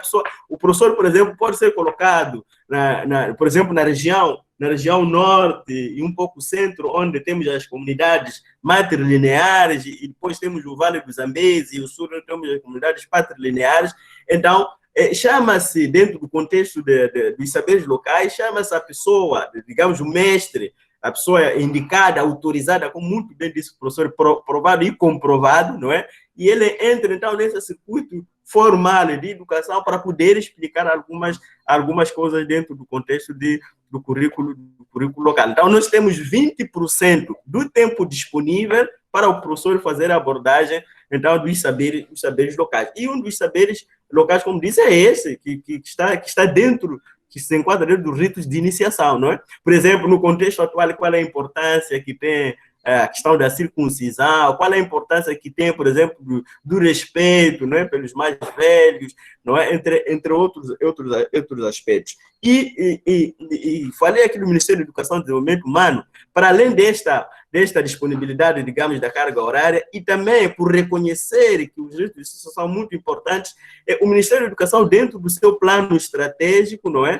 que é um documento, digamos, orientador, não sei o que falar, não é? Orienta aqui no processo de concepção do calendário escolar, não é? No processo de concepção do calendário escolar, se tenha em consideração, não é, aquele período em que, então, as crianças entram nesse processo de rito de iniciação. E isso, o esforço é no sentido de que o período de férias, por exemplo, férias escolares, coincida com o período, não é, da realização do rito de iniciação. Então, logo a partir daí, estamos a dizer que há um esforço de reconhecimento, há um esforço, então, de passagem desse conhecimento, digamos, desse conhecimento dito tradicional, desse rito de iniciação, para, então, o circuito formal de ensino ou de educação, tanto para os jovens do sexo masculino, assim como para os jovens do sexo feminino. Isto é muito importante, não é? Muito importante. Então, é isso que também eu reservo a comentar neste momento, mas também devo dizer que, bom, eles vão entrando dentro do sistema, digamos, do circuito formal de ensino, na concepção, por exemplo, dos nossos manuais escolares. Há de perceber que determinados manuais escolares, por exemplo, falam, como disse muito bem o professor Arsênio, não é? Os saberes locais, eles vão entrar, não é? Utilizando, por exemplo, a tradição oral, não é? Nós temos textos que explicam mais ou menos o que é, por exemplo, as cerimônias, vamos lá, as cerimônias mágico-religiosas de evocação da chuva, como é que elas devem ser feitas dentro, por exemplo, por baixo de uma árvore. Então, os nossos manuais escolares, sobretudo do ensino básico, né? Olhando para, por exemplo, a disciplina de ciências sociais, educação moral e cívica, então, estão a incorporar esses elementos, digamos, tradicionais que estão ligados ao rito de iniciação, para, então, esta educação, ou essa educação se formar das crianças. Isso não restam dúvidas. Não restam dúvidas. E repare, também, dentro do contexto, digamos, dos saberes locais, há um esforço em cada disciplina. Eu vou falar, por exemplo, na disciplina de geografia, onde eu atuo mais, não é? Nós estamos a fazer uma pesquisa ligada à integração, não é, dos saberes locais no ensino e aprendizagem de geografia. A ideia qual é? É ver, porque no contexto dos saberes locais, nós estamos a dizer, são aqueles saberes relevantes que a comunidade identifica como relevantes, e então devem entrar no circuito formal. Por exemplo, um saber ligado à construção, por exemplo, de instrumentos de pesca, não é? Que na verdade, esse é um saber tradicional, não é? A construção do instrumento de pesca, não é? Como por exemplo, você utiliza o anzol, por exemplo, como, por exemplo, você deve ir à caça, quais são os caminhos que você deve a priori saber onde passam os animais, não sei o que, por além diante. Então, essa discussão está a acontecer no contexto de integrar esses conhecimentos locais, tidos tradicionais, no circuito, digamos, formal de educação. Mas resgatando um pouco a questão da circuncisão, esse é um exemplo que eu dei, mas há muitos exemplos da questão de identidade, não é, masculina, para ritos de iniciação. Por exemplo, a questão do corte, não é, do corte de árvores, não é? corte de árvores. Você não pode, isso é ensinado dentro deste manancial do conhecimento nacional, você não pode, também tem um sentido, digamos, de sacrifício, tem um sentido, digamos, de persistência, não sei o que, por além de arte. Você é dado, por exemplo, uma árvore com um determinado diâmetro, digamos, um pouco maior, para você poder cortar, mas não deve cortar, digamos, com um instrumento que seja muito fácil de você derrubar aquela árvore, com um machado, por exemplo, e você tem que pegar, não é? Aos poucos já tem que poder derrubar aquela árvore. Mas qual é o ensinamento que isso aí pretende? É a questão da persistência que você tem que ter na vida. Isto é muito importante. Não pode logo a partida, não é? Encontrar um obstáculo, você recua ou desiste, não sei o que, para além da não deve continuar a persistir até ao longo da vida. E isso entra também no circuito, digamos, formal de educação. Esse é um aspecto. Depois tem a questão da... Bom, tem vários exemplos de ritos de iniciação. O professor, por exemplo, Arsênio, falou a questão do matrimônio, por exemplo, para o homem. Quem não passa naturalmente por esse processo, logo a priori, a sociedade não lhe considera como homem e exclui, não é, do processo, digamos, de reprodução social. Isto é muito importante. Agora, hoje em dia, com a modernidade, com a questão da globalização, esses ensinamentos, não é, já estão a perder, digamos, já estão a perder a sua força, né? Já estão a perder a sua força, porque as crianças agora já estão na chamada aldeia global, entram em contato com diversos, digamos, materiais, não sei o que, por além de diante. Então, é por essa razão que uma das discussões que acontece no nosso país é que os jovens estão a perder, digamos, aquilo que é a nossa identidade cultural, não é? Que é a nossa identidade cultural, e estão a assimilar mais a cultura, como muito bem dizia o professor Arsênio, a cultura europeia, não é? E por ali em diante, e vão perdendo aquilo que é a base, aquilo que é a alicerce, digamos, cultural do africano, do moçambicano, por ali em diante. Por exemplo, na questão dos vestes, é comum você ver um jovem que coloca, digamos, a calça abaixo, por exemplo, digamos, da cintura, não é? Com quase tudo fora, mas dentro do rito de iniciação isso é muito acautelada. A sua calça, a cintura da sua calça tem que estar mesmo bem colocado, não é? Bem colocado, e não pode ser uma calça que ajuste, não pode ser uma calça que desenhe, digamos, os órgãos sexuais masculinos, por ali em diante. E isso entra, de fato, é a questão mesmo de convivência, esse moldar de comportamento, de valores e até certo ponto de convicções que vai passando, então, de geração para geração. Mas para dizer que, bom, há esse movimento muito grande, então, esses ensinamentos estão paulatinamente a entrar no circuito, digamos, formal de ensino. Isto é fundamental. E muito obrigado. Perfeito. Acabou até contribuindo já com uma pergunta que chegou sobre essa questão. E, professor Arsênio, suas contribuições.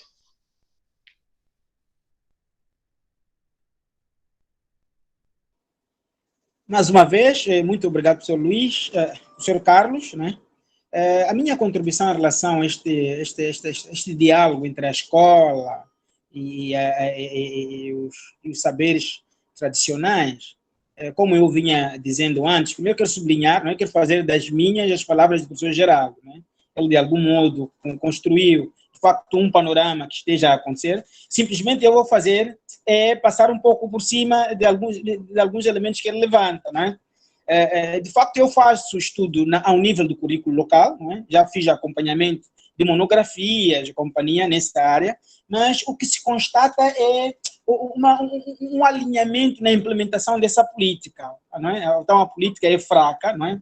Essa política, e não se consegue perceber muito bem qual é a posição do próprio Ministério da Educação em relação a esse grande movimento. De facto, é um movimento que já está a acontecer. Sublinho que o professor Castiano, Basílio, não é?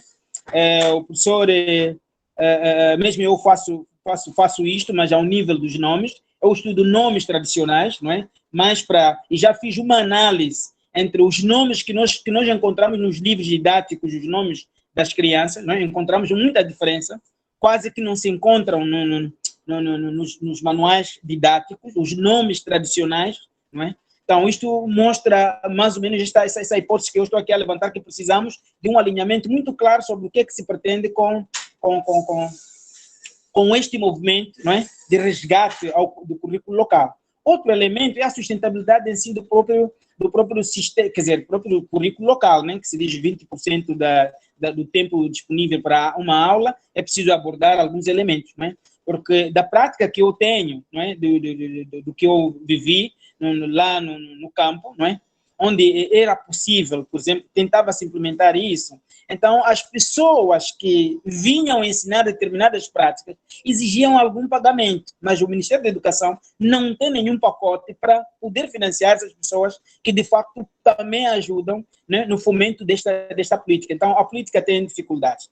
Agora, em relação aos ritos de iniciação, eu gostaria aqui de patentear alguns elementos para começar também o meu discurso. É preciso sublinhar que, da pesquisa que eu fiz e das experiências que eu colhi, os ritos de iniciação, quer masculino, quer assim como femininos, acontecem em 4 fases. São 4 fases, não é? E essas fases, gostaria de informar que os padrinhos e companhia são pagos pelos pais das crianças, não é? Para irem ter essa informação. Então, são 4 fases. A primeira fase é a fase de ensinamento sobre habilidades da vida, não é? Então, cria-se um momento que a criança vai ter essa informação. A outra fase tem a ver com higiene, por exemplo, pessoal, e prazeres sexuais, e por aí. E o outro elemento é exatamente o papel do homem e da esposa dentro de uma casa, não é? Então, essas são fases. E como eu disse, são pagáveis essas fases, porque pagam alguma entidade, esse grupo ali, para ir ensinar as crianças isso. Então, isso fica um pouco caro para as famílias.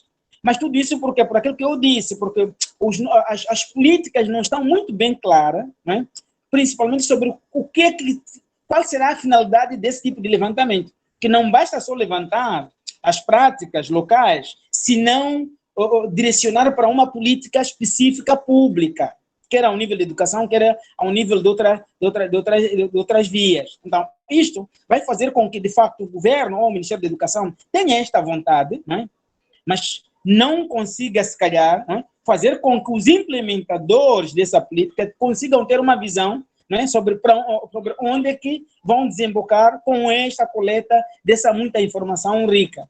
Aliás, para essa discussão também, antes, no período pós-colonial, no período colonial mesmo, existem literaturas africanas 3 entidades que já discutiram, né? Falo do primeiro presidente de Quênia, né, John Kenyatta, né? Em 1937 fez um estudo que exigia que, de fato, tal como se fez o estudo de Japão, da sociedade japonesa e alemã, sobre o levantamento do perfil e assim como de uma referência de valores para integrar na educação, né? O professor, o acadêmico, John Kenyatta, que foi o primeiro presidente de Quênia, a seguir Julius Nyerere também, foi um acadêmico que também foi presidente de Tanzânia, não é? E mais tarde, Agostinho Neto, o primeiro presidente angolano, também esteve num movimento de reconhecimento de que é preciso trazer à escola, não é, essas tradições, não é? E isto falo por ali, como disse antes, não é? Na década de 30, Agostinho Neto também fez esses discursos por aí nas décadas de 60 e por aí fora. Então, houve esse esforço de trazer este debate, como eu dizia antes, um debate acadêmico sobre como trazer os saberes locais na escola, reconhecendo que a sociedade africana e moçambicana também é complexa, né? É complexa. Então, há esse elemento. O outro elemento que também eu acho que preciso sublinhar sobre a fala do professor Geraldo é essa intenção, de facto, do Ministério da Educação promover, não é, esse currículo local, não é? E promover 100 professores pesquisadores, não é? Nós temos muitos professores que dão ao nível primário que não dominam a pesquisa.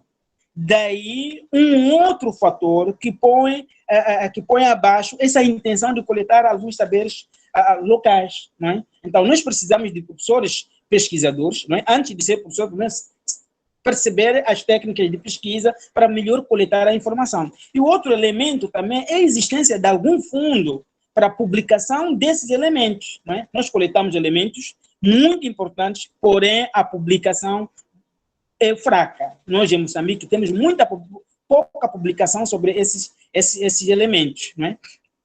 E o outro elemento que eu acho que também é importante é, antes de se pensar, por exemplo, em convidar organismos internacionais para fazerem pesquisa, refiro, por exemplo, da Unicef, da Oxfam, companhia, outros organismos que trabalham ao nível da educação e ao nível do currículo local, né?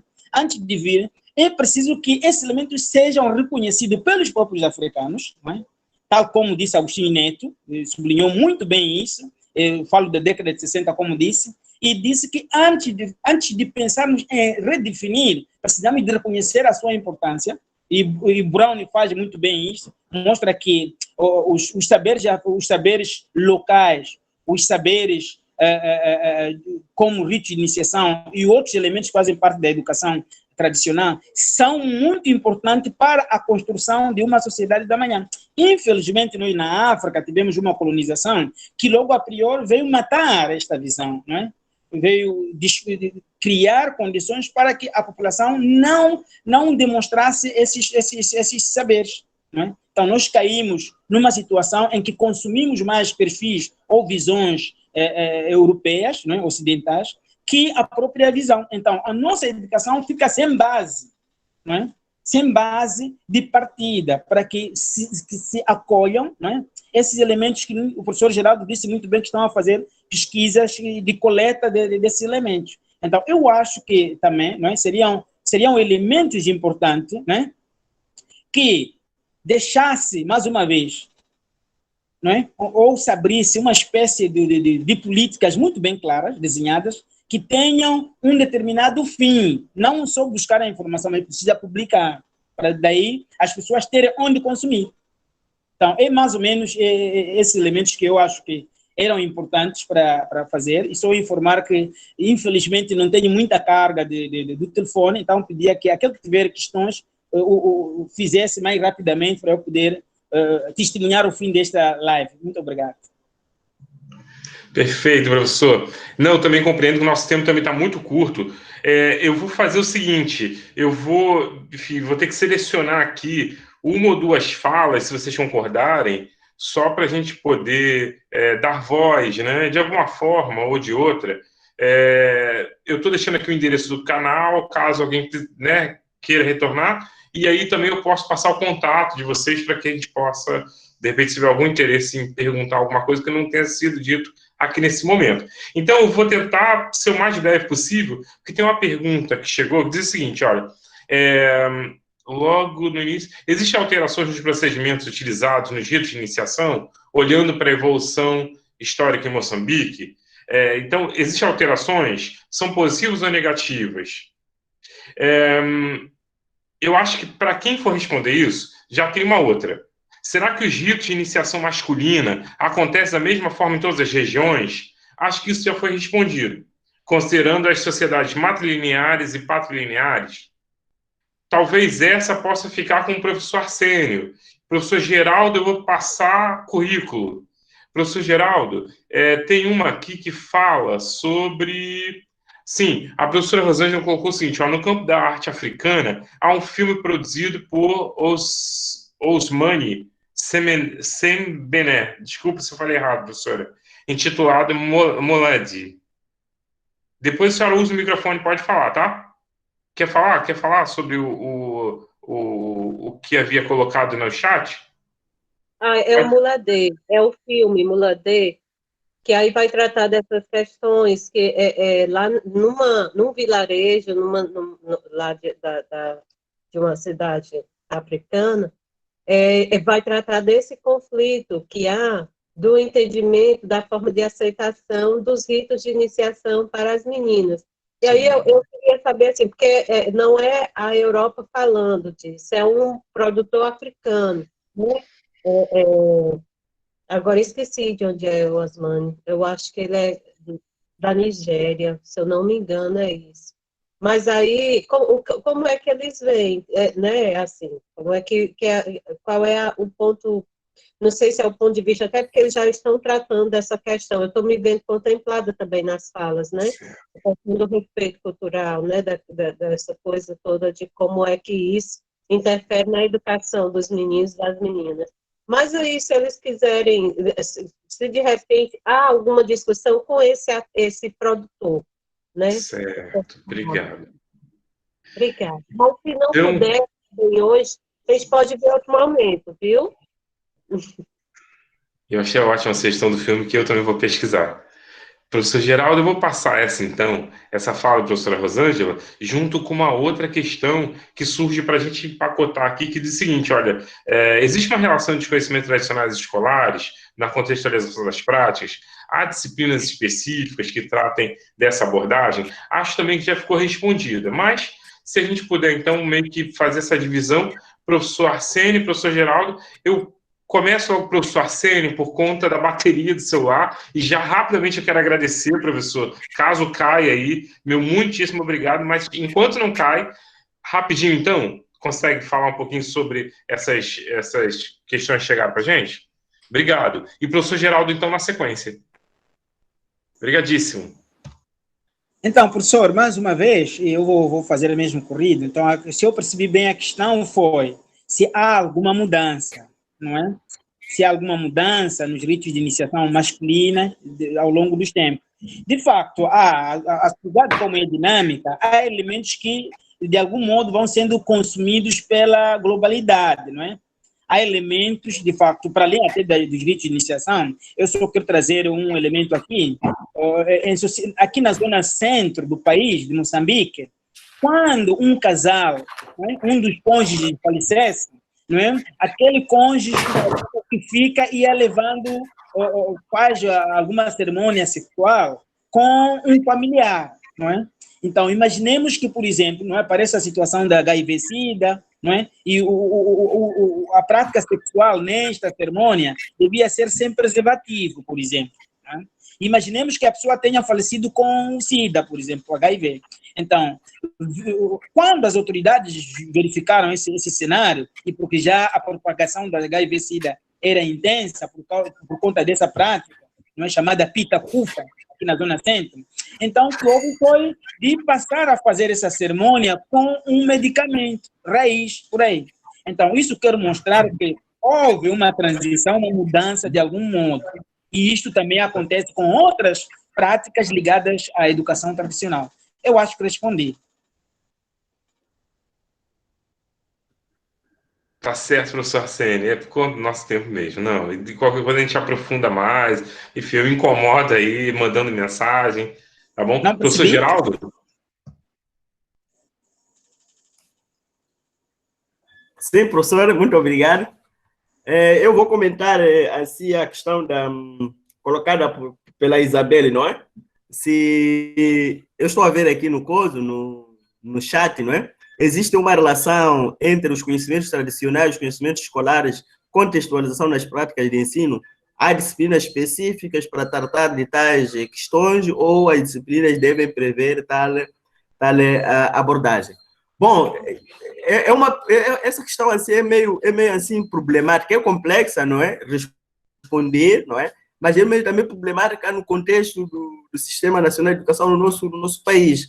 Até hoje, até onde eu sei, não existem disciplinas, digamos assim, específicas para tratar isso.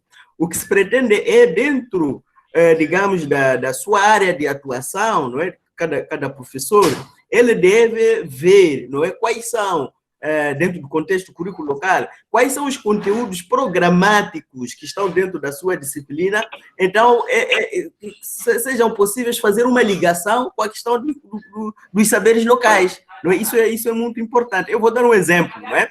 Eu sou formado em geografia. Por exemplo, se eu estiver a falar, por exemplo, a questão da população, não é? os problemas demográficos, por exemplo, que existem no nosso país, isso é geografia econômica.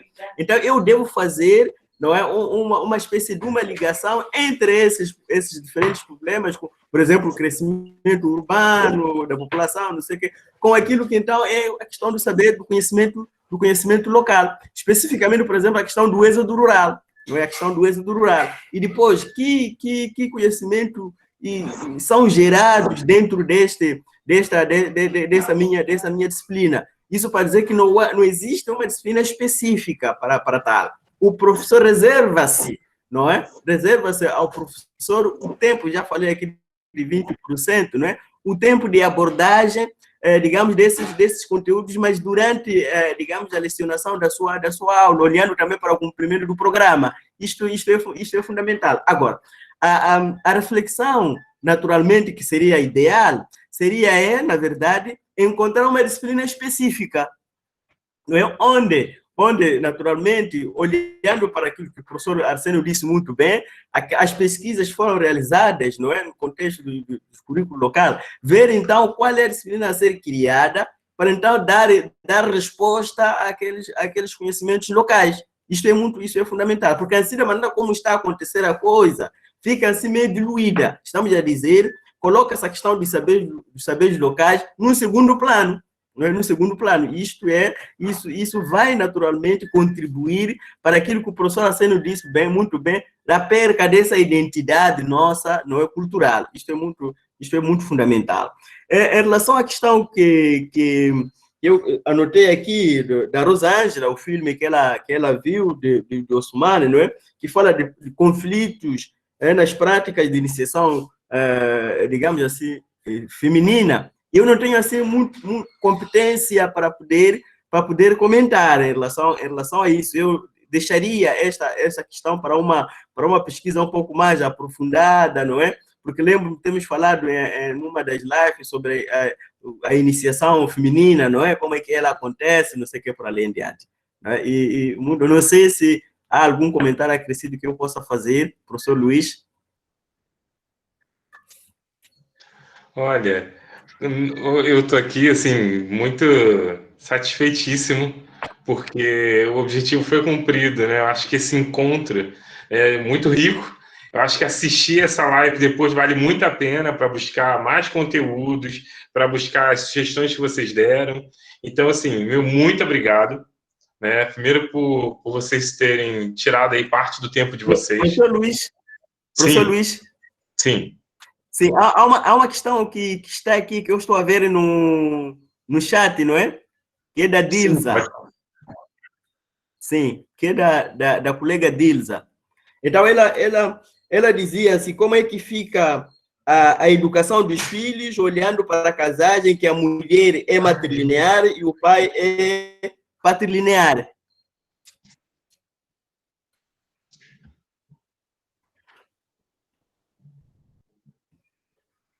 Sim, pode. Quer responder? Pode responder. Não. Eu só estava para dizer que, bom, é uma questão, mas como o tempo não nos permite, podemos sim, por mim é tudo, professor. Se não haver mais outro comentário, né, que o professor queira que a gente faça. Não, eu quero mesmo agradecer por conta até do adiantado da hora, né? Seja aqui do Brasil, seja de vocês aí, dizer que para a gente, assim, foi com muita satisfação que a gente teve aí uma aula, né? Uma verdadeira aula, com conteúdos riquíssimos que podem e precisam ser revisitados, sabe? Eu percebo, assim, que tamanha profundidade tem em cada fala, em cada colocação feita, que nos permite aprofundar, né? As sugestões foram dadas, inclusive, de literatura, voltadas, então, para essa discussão, e que muito tem a contribuir com o que aconteceu lá atrás, né? Com a primeira live que a gente discutiu a questão da alfabetização e educação de adultos, se reportando às mulheres, né, que saem da escola na idade, retornam.